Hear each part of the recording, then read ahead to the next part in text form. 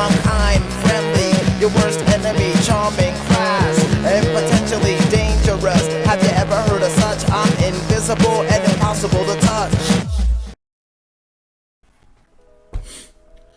Hey, what's up? It's I Know Mercy, Mad Hatter with, it's actually been a minute since I actually sat down in front of a camera and just started talking like this.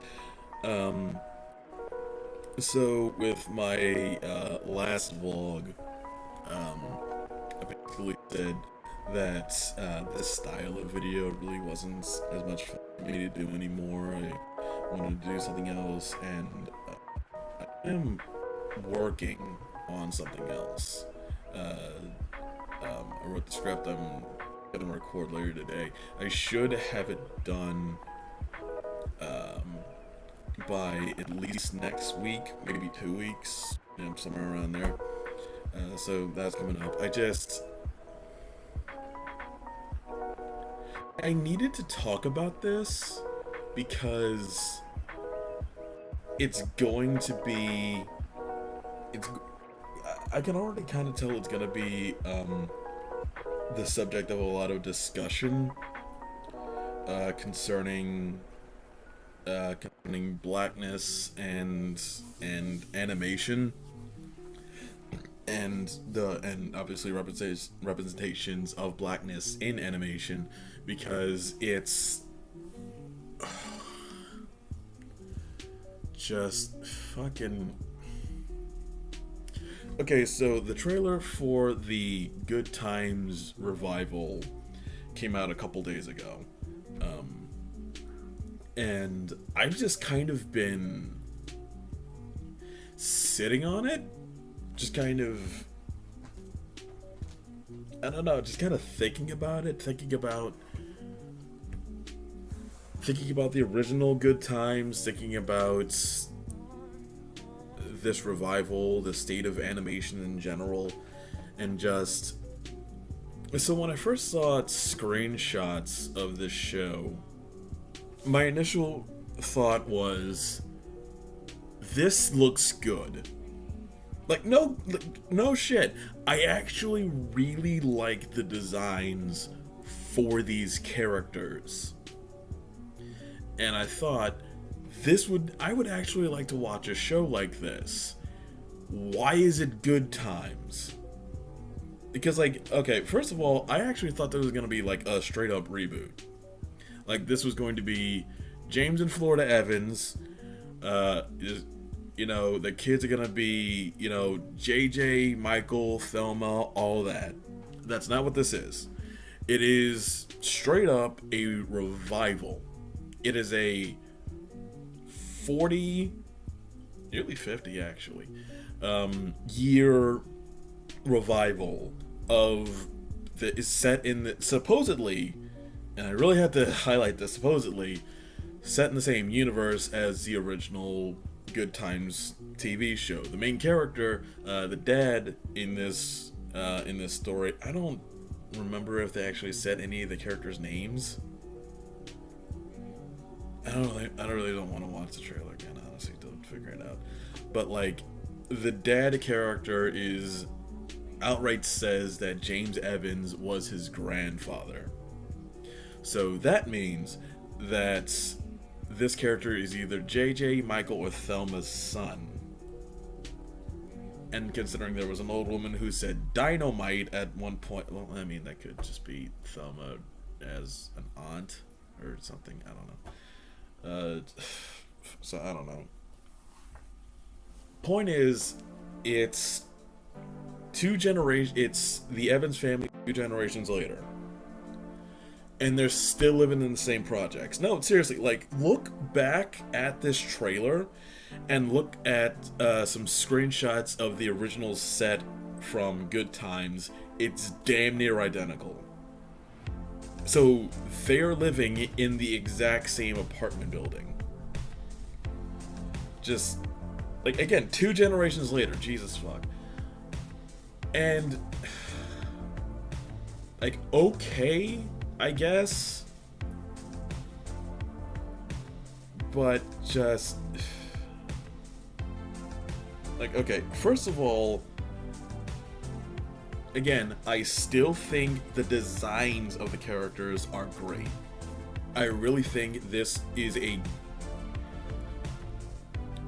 okay, the animation is terrible. It is. It just is. It's the frame rate is choppy as shit. Like how the characters move, it looks so cheap. And like I looked up like the showrunner and like some of the people working on this, and like Seth MacFarlane is the only major creative force on this project who has worked in animation. As far as I know, I haven't gone deep into one of the producers is the original guy who actually worked on the original, Good Times TV show, back in the 70s. So I don't know, he might have worked on some sort of animated projects since then, but as far as I know, Seth is the only one who the only major voices on this project who has actually worked in animation, and you can kind of tell, cause the animation looks terrible. I still think the character designs look good. I think the backgrounds are okay. They work enough. Also, there was a random fucking 3D image of a car because the dad is apparently I'm assuming they're also kind of working on the fact of James Evans had 3 jobs. It was working all the time. So this guy also is a cab driver. He probably has a couple of other jobs, whatever. So, for what, there was one scene where it's just a really poorly integrated 3D model of a car, and that looked like shit. So, fuck. But what everyone is obviously complaining about is the fact that this just feels like Boondocks by way of Family Guy. That's what this feels like. It's an adult animated TV show, despite the fact that Good Times was airing on primetime TV, so they couldn't the most they could say is damn or hell. It was a very PG rated TV show, so making it R rated is so weird. But also just some of the jokes and some of the character archetypes that they're working with here. The youngest is literally just Black Stewie. They basically just combined Stewie and Riley into a single character, and it's not funny. It doesn't work. It's really stupid. And they basically with the daughter, they basically gave Michael's militant, woke personality to the daughter. They basically just combined Michael and Thelma into one character. That's basically what they did. The oldest son, who is supposed to be the JJ, they say he's been held back in 10th grade for 3 years because I don't even think JJ was held back. I think he was once. By all means, correct me on that, but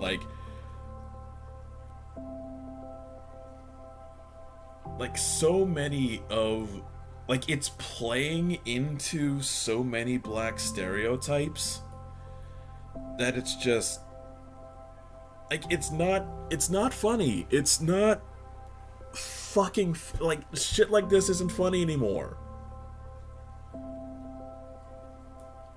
And they're not okay, I can't say they're not doing any twists on it because it's just one trailer. We don't actually know what is what's happening, what's gonna what direction.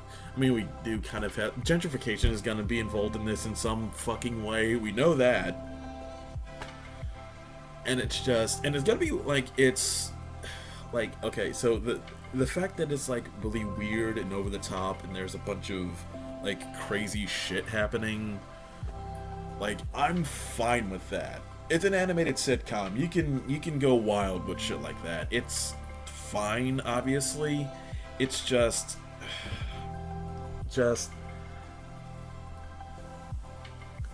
like,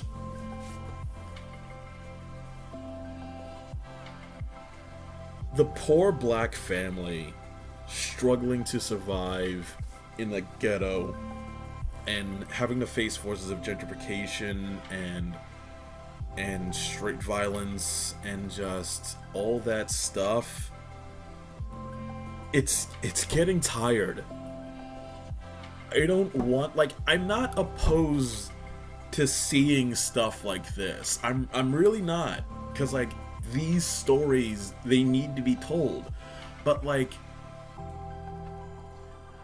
it'd be nice if, like, you know, I'm not gonna act like the heavily whitewashed, heavily sanitized black sitcoms of the early to mid 90s, you know, like The Cosby Show, Family Matters, stuff like that. I'm not gonna say that didn't have its issues, because it wasn't accurately portraying a black reality. Not really. Like, obviously there were, by the 90s, there were black families that were a lot better off. Mine was actually one of them. My family was fairly well off. We didn't live in the ghetto or anything like that. We had money. We were doing really well. So, like, it's not like you can't have black families in the suburbs and that being just, you know, normal for them or anything like that. It's just, I don't know, there was always a disconnect from most lived black experiences with shows like that. And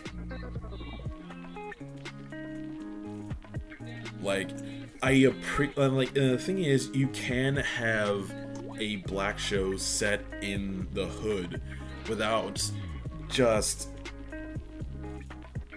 shotgunning all of these fucking stereotypes. And it's just, like, that's the thing. This, like, a lot of people are gonna blame Seth MacFarlane for the basic tone of this show, and like, I know it's easy to do that. It's comfortable to try and just look at Seth and say, oh, this is his fault. Like, I'm not saying he's blameless in this. He did make the Cleveland show. But I think it's a mistake to only blame him. Like, obviously, the fucking drug dealing baby, like, that kind of has him all over it. The general comedic feel of the show, I feel like that has a lot of his handprints on it. But, like, first of all, Seth MacFarlane has worked on genuinely good animation, like animated projects. Like, say what you will about the writing in Cleveland show, the actual animation was really good. So, like, the fact that the animation is as bad as it is, that's not on him. Like, that's something else. Either a budgetary, a budget issue, or the animation director they hired was just really inexperienced, or he just didn't give a shit. I don't know. But, like, the thing about the people working on this show, the showrunner is black, but that doesn't excuse any of this, because the thing is that I feel like, especially today, you kind of have this disconnect between better off black people and the subject matter of this show. Like, I feel like even like fairly well-off black people kind of have this mental image in their head of what living in the ghetto looks like. And like, I'm living in the hood right now. It don't look like that. Don't get me wrong, it's not. Like, there is some danger here. Like, there was a shooting 2 blocks away like 2 weeks ago. Like, that is a reality of living in this particular type of neighborhood. I'm not gonna lie. But like, you're not gonna be like walking down the street scared. You're not gonna be running across drug dealers just randomly. You know, you're not gonna see a fucking drive-by just because. You know, like a lot of the stereotypes that are associated with underprivileged neighborhoods in black communities are very heavily exaggerated. And the thing is, black people aren't innocent of perpetuating those stereotypes. We are. Like it's not, like, it's really, like, I feel like it's really easy if you either have never lived in this particular environment, or if you left this particular environment a long time ago and you've been living in a lot more comfortable circumstances. It's easy to, like, what's the opposite of fetishize? Like, sort of categorize lower income black neighborhoods as a lot worse than they actually are. And this is very much a case of that. This very much feels like a disconnect between higher income black people and lower income black people. Like, I'm not saying that Seth MacFarlane has his hands completely clean of this. I'm sure he's included just as much stupid shit in here as he does on his other projects. I'm just saying, solely putting the blame on him does no one any favors. We have to look inward on this type of shit. Because, like, remember, the showrunner is black. Just, we have to remember that. The woman who is the driving creative force behind this show also made this and a couple of these. Like, she has made black content before. This is just as far as I know, this is something she's just never really done before. Again, I don't think she's, like, I'd have to actually look deeper into it, but I don't think she's ever actually worked in animation. So I don't know why they brought her in. Like, there are black animators who would probably jump at the chance of doing a modern Good Times revival. Like on one of the first when I first saw the screenshots of this show, someone actually, like, put fan-made posters of animated versions of The Fresh Prince of Bel-Air and Martin, and they looked great. And just, like,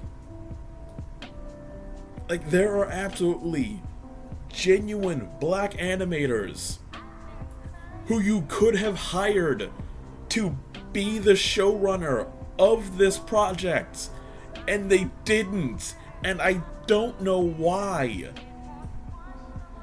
It's just,